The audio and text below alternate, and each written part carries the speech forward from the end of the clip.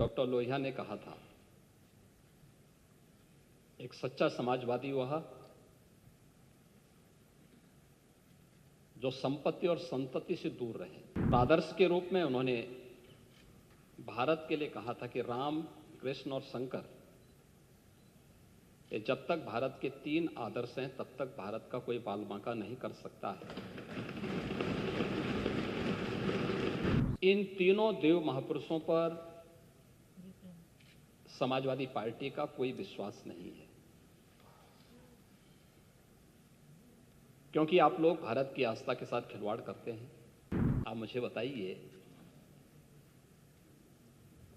कि हमारी सोच कहां से सांप्रदायिक है।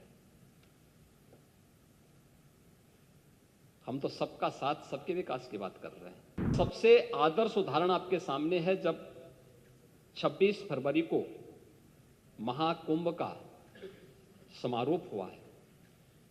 45 दिन के इस आयोजन ने भारत के विरासत और विकास की एक अनुपम छाप न केवल भारत में बल्कि दुनिया के सामने भारत की छोड़ी है। न जाति का भेद था, न क्षेत्र का भेद था, न मत और मजहब का भेद था।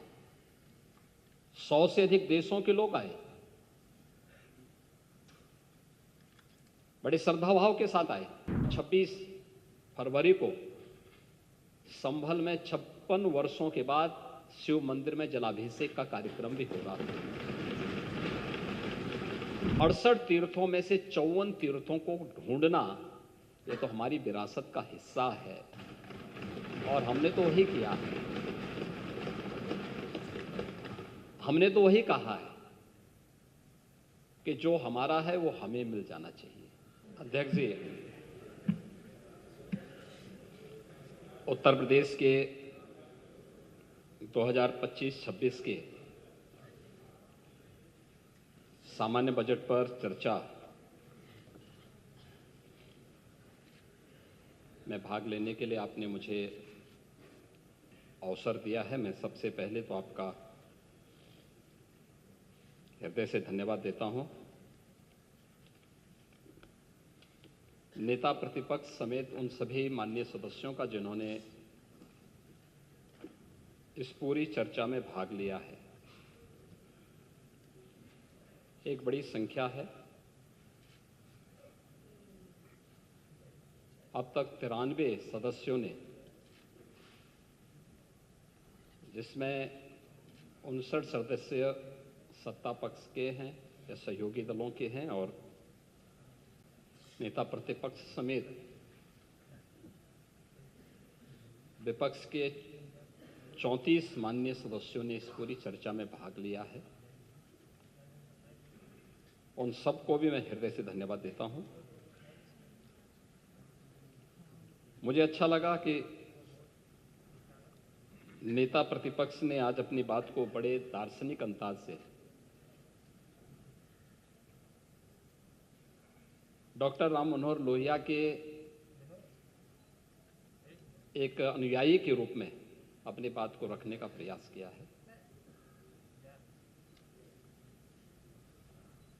लेकिन वे स्वयं उसका आचरण कर पाते हैं कि नहीं कर पाते, ये उनको स्वयं भी देखना चाहिए।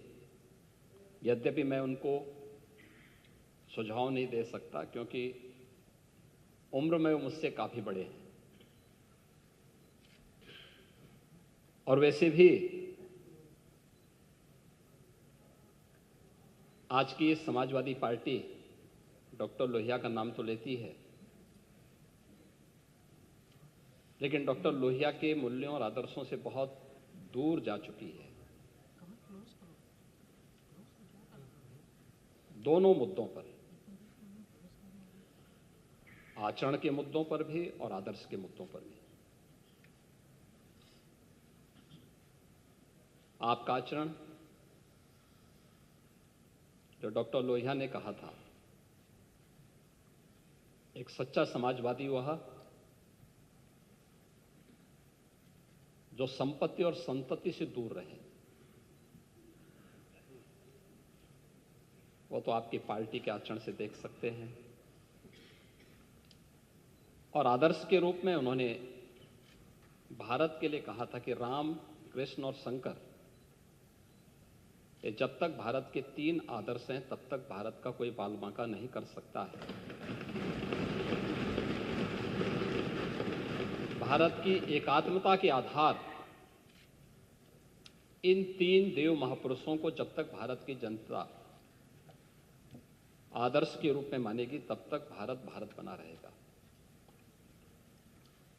और इन तीनों देव महापुरुषों पर समाजवादी पार्टी का कोई विश्वास नहीं है, क्योंकि आप लोग भारत की आस्था के साथ खिलवाड़ करते हैं। आपने कहा कि हमारी सोच सांप्रदायिक है।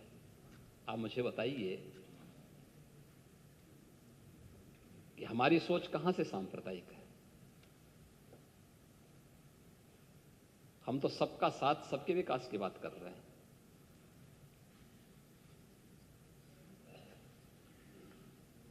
हमारा तो आदर्श है सर्वे भवन्तु सुखिनः सर्वे सन्तु निरामया।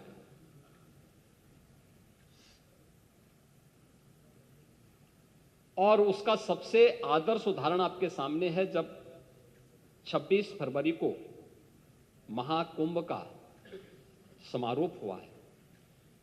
45 दिन के इस आयोजन ने भारत के विरासत और विकास की एक अनुपम छाप न केवल भारत में बल्कि दुनिया के सामने भारत की छोड़ी है। क्या उसमें कोई भेदभाव किसी के साथ हुआ? न जाति का भेद था, न क्षेत्र का भेद था, न मत और मजहब का भेद था। 100 से अधिक देशों के लोग आए, बड़े श्रद्धाभाव के साथ आए। जिसने भी विकास और विरासत की इस अनुपम छटा के साथ सहभागी बना, वो अभिभूत होकर के गया।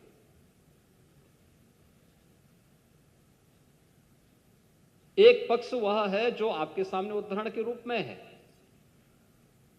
प्रत्यक्ष को प्रमाण की क्या आवश्यकता है, लेकिन दूसरा पक्ष वह भी था जब 26 फरवरी को संभल में 56 वर्षों के बाद शिव मंदिर में जलाभिषेक का कार्यक्रम भी हो रहा था।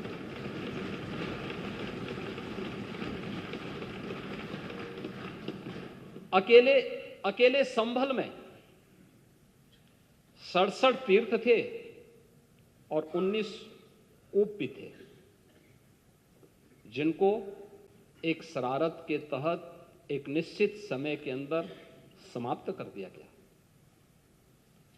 और जिनमें से 68 तीर्थों में से 54 तीर्थों को ढूंढना, ये तो हमारी विरासत का हिस्सा है और हमने तो वही किया है।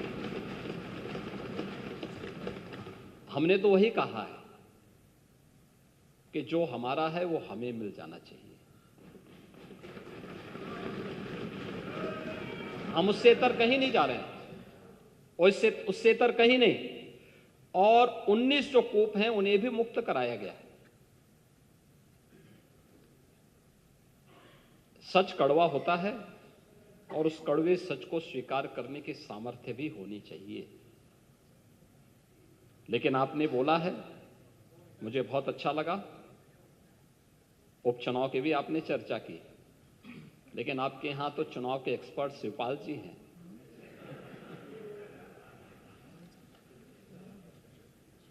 और चच्चू से ज्यादा चुनाव कैसे जीते जाते हैं इसको कौन जान सकता है। ये तो हम लोगों ने भी देखा है, बहुत नजदीक से महसूस किया है। और इसीलिए अच्छा ही है, परोपदेश कुशल बहुते रहे, इसी को कहते हैं। ये दूसरों को उपदेश देते हैं आप लोग, लेकिन स्वयं उसको आचरण में उतारे होते तो संभवतः इतनी करारी हार नहीं होती और 2027 में भी इतनी करारी हार